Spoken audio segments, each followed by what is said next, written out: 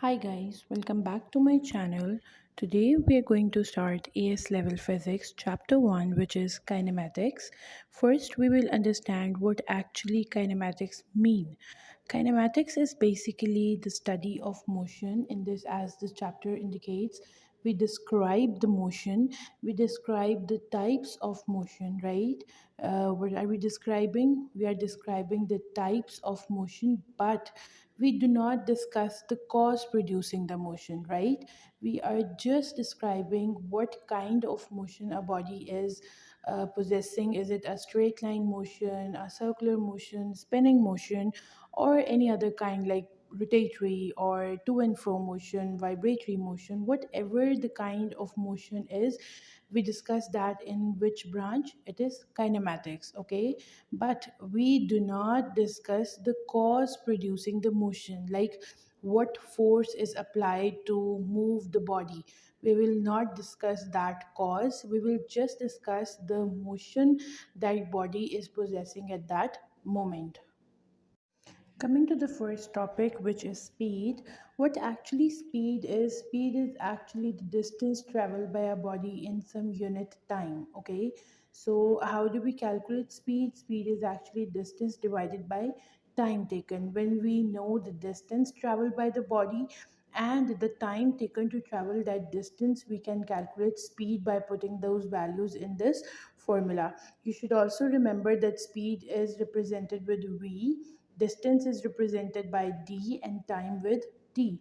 The unit for speed is meter per second. Okay, we also write it as ms minus 1. So you should also remember the unit, which is meter per second, and this is the key equation for speed, which is distance over time. Let's look at question which is given over here, that you have to calculate the runner speed. The runner has just run 10,000 meters in a time of 27 minutes 5.1 second. Calculate his average speed. Now see, the time is given in minutes, okay? And if you see the unit, it is per second, which means that first of all we have to convert this time into seconds, and then only we can use this formula to calculate the answer. So over here, distance we have is sorry, it's the distance we have is 10,000 meter. Okay, and what is the time? Time is basically 27 minutes and 5.17 seconds. Okay, so to convert it into seconds, we'll multiply 27 with 60, and this will give you 1620 seconds. Now adding this into this value, this will give you 1625.17 seconds. Okay, so now you have converted time into seconds. Now we can substitute these values in this formula, which is distance divided by time. So distance we have as 10,000, and we calculated the time, which is 1625.17. So let's put this value 1625.17. So it is equals to speed. Okay, so what will you get? By dividing these two values, you will get 6.15 as an answer, and this is the speed of this runner. So the unit will be meter per second. All right. So coming to the units, there are many units we can use for speed, like meter per second, kilometer per hour, miles per hour. So, but the general unit we are using is meter per second, right? The general SI unit we are using is meter per second. You can see over here the other units are centimeter per second, kilometer per hour, miles per hour, but the general unit used is meter per second. Let's do these questions. The question number 2 is, here are some units of speed, and then you're given few of the objects. You have to tell that which unit will be used for the following. So there is this tortoise, a car on a long journey, light, and a sprinter. Okay, so for tortoise, we can use meter per second and millimeter per second both. Both of the units can be used for a tortoise. A car on a long journey, we all know that the car will be using kilometer per hour as the unit. Then for light, we have meter per second, and we can also use kilometer per second for car light. Okay, so it is meter per second and kilometer per second both. Okay, and the last is a sprinter. A sprinter uses meter per second as the unit. So question number 3 is a snail crawls 12 centimeter in 1 minute. What is its average speed in meter per second? So we have 12 centimeter the distance, okay, and then 1 minute, and we know that 1 minute is equal to what? 60 second. Okay, so now as we have to give the answer in millimeter per second, we are going to convert 12 centimeter into millimeter. For that, you will simply multiply it by 10 and you will get 120 millimeter. Now you're good to go. Just put the values. So it will be 120 divided by 60, and you will get 2 millimeter per second as an answer.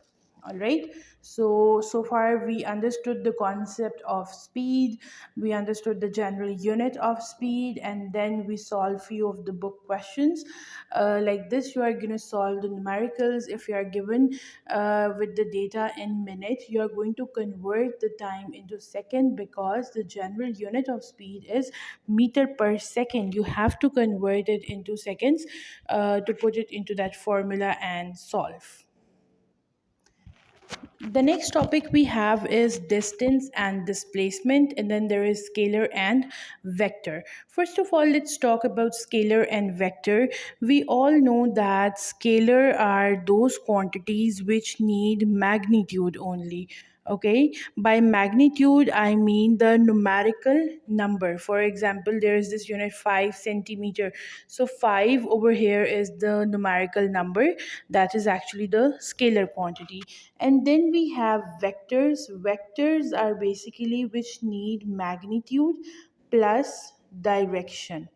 Okay, let's say I'm saying that I moved 1 kilometer towards north. So 1 kilometer is the magnitude and north basically is the direction. So this will go like the vector. Okay, so now it's easy to understand distance and displacement, what actually distance and displacement mean.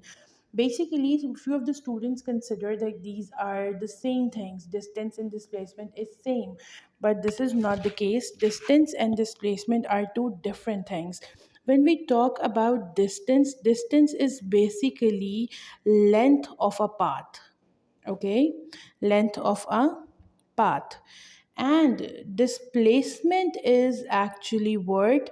Displacement is shortest distance between two points. Shortest distance between two points, right? So if you see now, for example, how do we define and explain distance? Let's say you're asking me that how far do I live from my workplace. So I'll be like that I live 10 kilometers away. Okay, so now you people go like that, let's go and walk, or let's go by a car and check where your residence is. So now we started moving from my workplace, and we covered certain distance and came to the position B. We started from position A and came to position B. We have changed our position. This is actually displacement. When you actually cover the distance by moving the body from one point to another point, that is actually displacement. And distance is just length of a path. Like I tell you that my house is 10 kilometers away from my workplace, so that is actually distance. But when I actually cover the distance, that is displacement. Now you can easily tell that the difference of distance and displacement. Okay, and from here you should be able to know that what actually displacement is, like is it a scalar or a vector, and what distance is. So since distance is just telling you length of a path, so it is the scalar quantity, as only magnitude is required.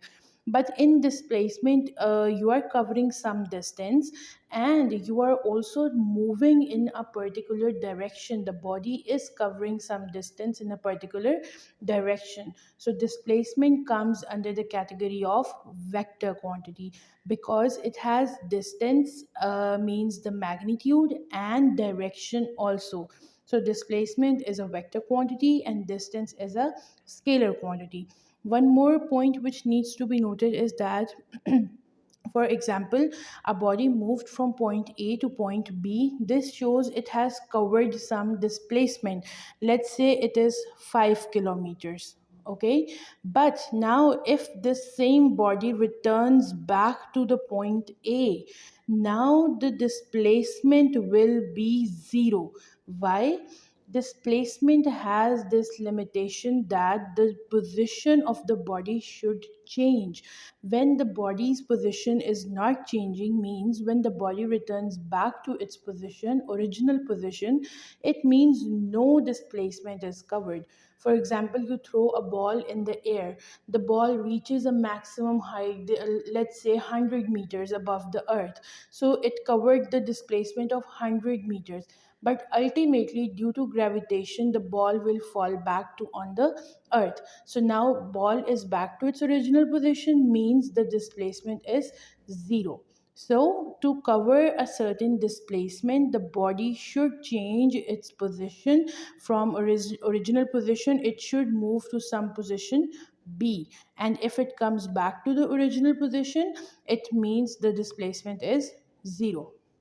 I hope you guys understood the difference between distance, displacement, and scalar and vector. If you have any question, you can put up on the comment box. Thank you. Bye bye.